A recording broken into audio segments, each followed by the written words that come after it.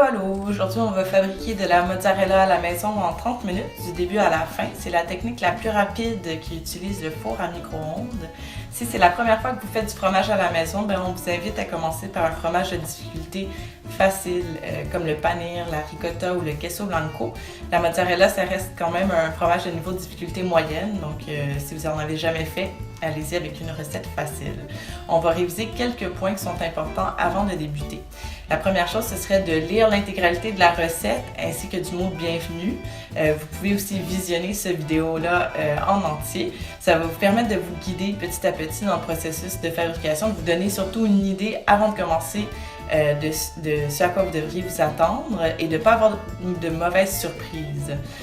Pour ce qui est des matériaux, c'est super important qu'ils soient bien propres. Donc, on vous invite à les nettoyer à l'eau chaude avec du savon et à les rincer abondamment aussi.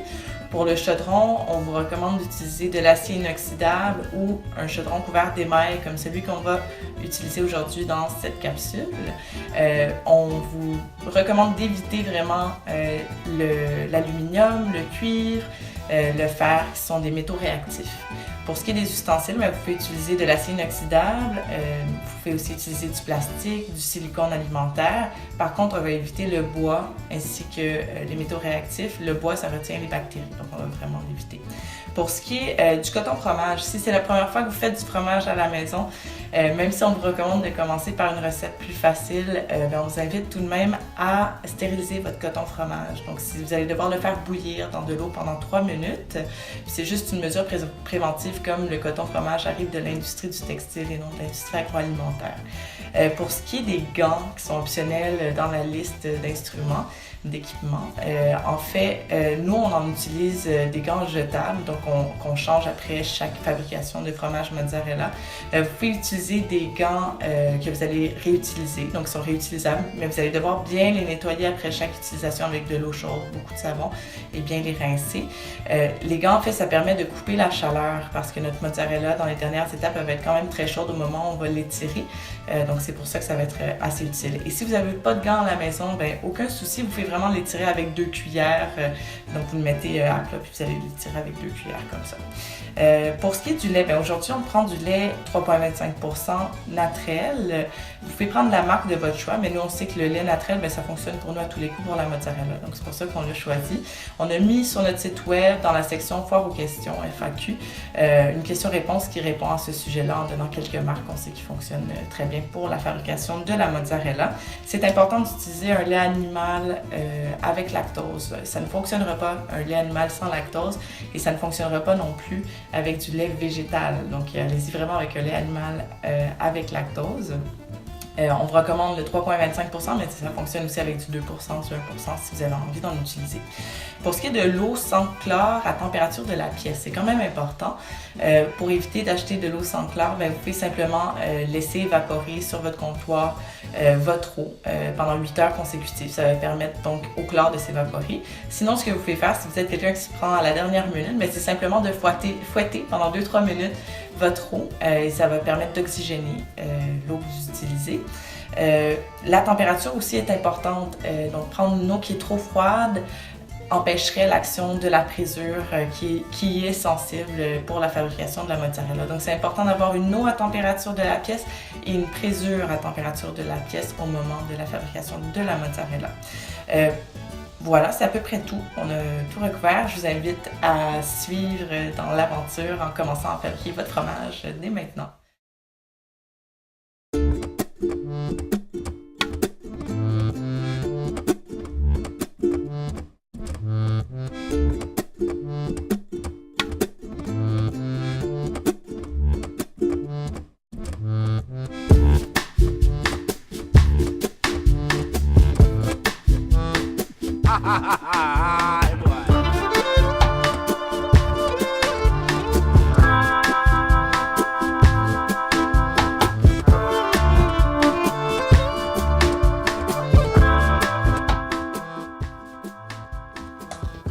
On commence par la dissolution de la présure. Donc, on va mesurer 1/4 de sachet de présure qu'on va dissoudre dans 1/4 de tasse d'eau sans chlore à température de la pièce. Donc, pour mesurer la présure, ce qu'on va faire, c'est qu'on va prendre le petit sachet ainsi que le petit sachet de plastique. On va ouvrir la frisure, le petit sachet de plastique.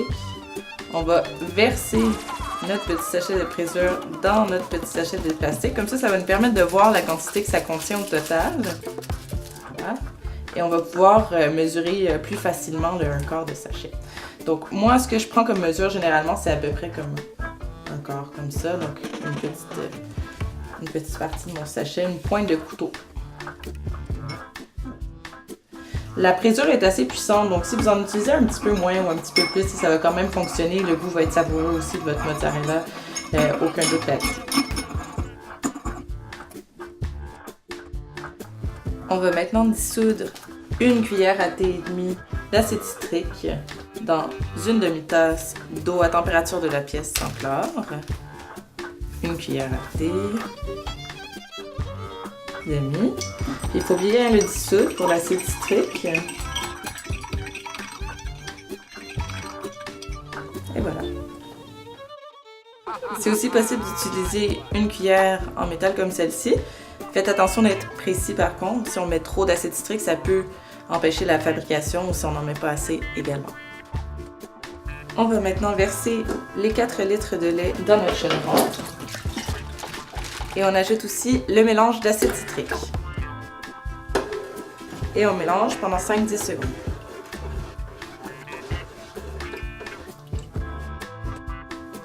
On va maintenant faire chauffer le lait jusqu'à 32 degrés Celsius. Et on va mesurer la température à l'aide de notre thermomètre. Assurez-vous de bien égaliser la température en mélangeant. Et surtout, mesurez la température à plusieurs reprises. Il est très important de ne pas dépasser 32 degrés Celsius. Dès qu'on arrive dans les environs de 28, 29 ou 30, restez aux aguets. Dès que vous arrivez à 32 degrés Celsius, ajoutez le mélange de présure. Mélangez 5 coups afin de bien répartir la présure dans la totalité de votre lait. Et cessez de mélanger. Il est très important ici d'arrêter de mélanger, sinon votre lait ne caillera pas. On va maintenant mesurer la température à plusieurs reprises et surveiller jusqu'à ce que celle-ci atteigne 42 degrés Celsius en allant la mesurer à plusieurs endroits dans notre chaudron, car nos ronds chauffent parfois à différentes intensités à différents endroits de notre chaudron.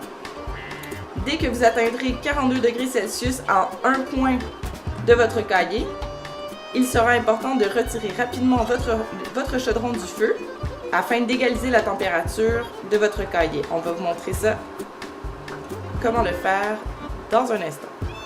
Assurez-vous de bien mesurer la température au fond de votre chaudron sans pour autant coller votre thermomètre sur le fond du chaudron car la température serait plus élevée que celle véritable de votre lait. On voit la texture de notre lait qui change, qui se solidifie. Maintenant qu'on est arrivé à 42 degrés Celsius, on va rapidement retirer notre chaudron du feu. On va maintenant couper à l'aide d'un couteau notre cahier en quadrillés. Assurez-vous d'aller bien jusqu'au fond. On voit bien donc le petit lait, le liquide jaune verdâtre, se séparer de notre cahier, donc la masse solide blanche.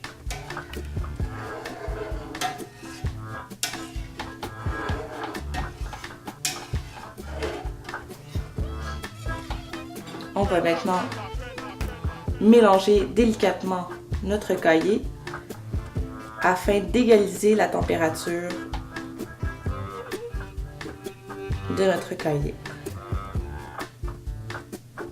Allez-y vraiment délicatement, on veut défaire le moins possible le cahier. On va mesurer de nouveau la température. Comme la température est de moins de 42 degrés Celsius, on va faire chauffer de nouveau notre cahier à feu moyen. Et pendant que notre cahier se réchauffe jusqu'à l'obtention de la température de 42 degrés Celsius, on va mélanger très délicatement, simplement pour égaliser la température. Restez aux aguets car la température augmente quand même rapidement. Donc, j'ai maintenant atteint 42 degrés Celsius. À la maison, je vous recommande donc de retirer votre chaudron du feu. Comme j'utilise un rond à induction, je ne vais pas le retirer pour ma part, mais à la maison, je vous recommande de le faire. On va laisser reposer pendant 2 minutes. Vous pouvez recouvrir votre chaudron pendant ce temps. On va maintenant placer notre grand bol avec notre passoire par-dessus. On va étaler notre coton fromage qu'on va fixer sur notre passoire à l'aide de pince à linge. C'est une mesure qui est préventive, c'est optionnel. C'est juste pour éviter de faire des dégâts en versant le caillé sur le coton fromage et donc éviter d'en perdre une partie dans notre bol. Maintenant que votre caillé a reposé pendant 2 minutes, vous allez donc pouvoir le retirer à l'aide de votre cuillère et le mettre sur votre coton fromage. On voit donc le résultat ici de notre caillé. Ça va être de la bonne mozzarella fraîche, ça. Donc ici, c'est là où c'est pratique d'avoir une grande cuillère trouée parce que le petit lait, en fait, sort par le bas également. Donc ça permet que le processus soit un petit peu plus rapide car on va vraiment extraire tout le petit lait de notre caillé. La raison pour laquelle on ne vide pas donc la totalité de notre chaudron sur notre coton fromage, comme pour la recette de la ricotta par exemple, c'est simplement parce qu'on ne veut pas ici que notre caillé se défasse du tout. On veut vraiment conserver le plus possible sa consistance solide. Et si on verse la totalité du chaudron sur notre coton fromage, ben, on risque de défaire notre caillé, donc on veut éviter ça le plus possible. Si vous avez une grande cuillère, sans trou, vous pouvez incliner votre caillé contre votre chaudron pour essayer d'extraire le plus de petit lait possible avant de le sortir de votre chaudron.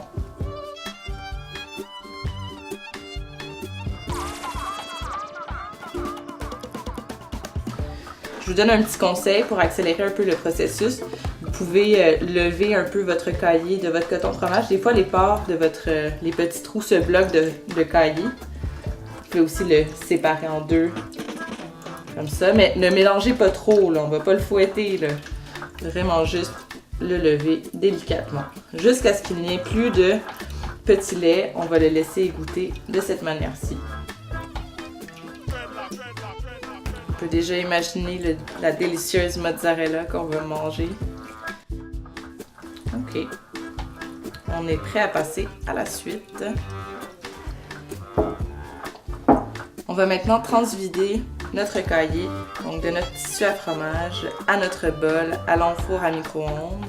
La raison pour laquelle on recommande quand même d'utiliser le four à micro-ondes pour la fabrication de la mozzarella, c'est simplement parce que c'est vraiment plus rapide et parce que ça nous permet d'obtenir une super belle texture. Vous allez voir tantôt au moment où on va l'étirer, là, c'est fabuleux. Sur le chemin vers le four à micro-ondes, je me suis rendu compte qu'il restait pas mal de petit lait. Donc, ce que je vais faire maintenant, c'est qu'en soutenant mon caillé avec ma cuillère, je vais retirer tout le petit lait qui est sorti de mon fromage. Et je vais le mettre ensuite au four à micro-ondes. Maintenant que j'ai fait chauffer mon caillé pendant 1 minute à degré élevé, on voit qu'il y a beaucoup de petit lait qui est sorti de mon caillé. Donc, je vais retirer ce liquide-là avant de l'étirer. Je vais maintenant mettre des gants ou utiliser 2 cuillères pour replier mon caillé à plusieurs reprises.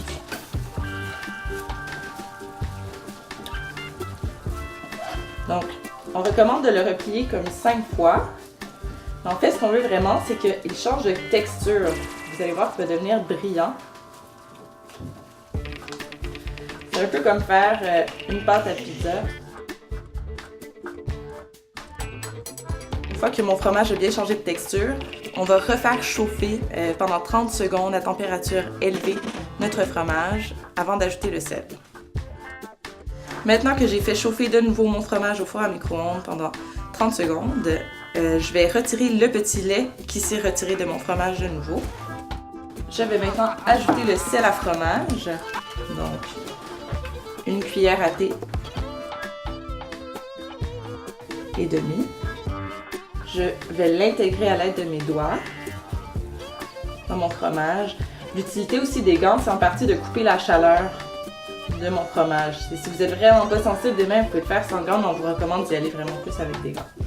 Et donc, une fois que j'ai intégré mon sel dans ma mozzarella. C'est chaud, faites attention.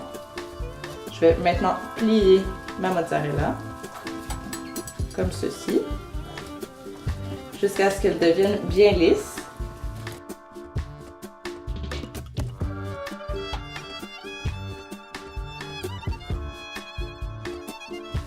Ok, maintenant que j'obtiens cette belle texture-là, elle est bien brillante, je vais étirer ma mozzarella à la main. Vous voyez, c'est super! Vraiment une belle mozzarella qu'on va pouvoir fabriquer. C'est encore chaud. Si vous voyez que votre mozzarella s'est refroidie, vous pouvez la refaire chauffer au micro-ondes, il n'y a aucun souci. Plus vous allez étirer votre mozzarella d'ailleurs, plus celle-ci va être dure. Donc, si ce que vous voulez, c'est avoir une mozzarella bien crémeuse, évitez de trop l'étirer. Et si vous voulez en avoir une plus solide, pour pouvoir la râper par exemple, vous devez l'étirer davantage. Donc maintenant, moi, je fais une texture que j'aime bien. Et je vais commencer à former une première boule. Donc moi, je pousse le fromage entre mes mains. Et je vais entourer donc ma boule, comme ça ici, de mes doigts, que je vais fermer pour couper. On continue donc avec la suite.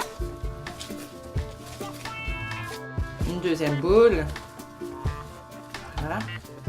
Je tords le cou de ma mozzarella.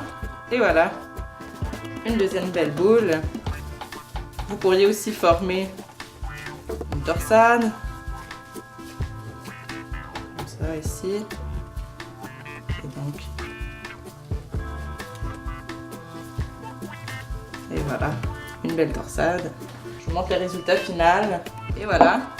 Un bon 450 g de mozzarella maison. Ça va être succulent. Bon appétit!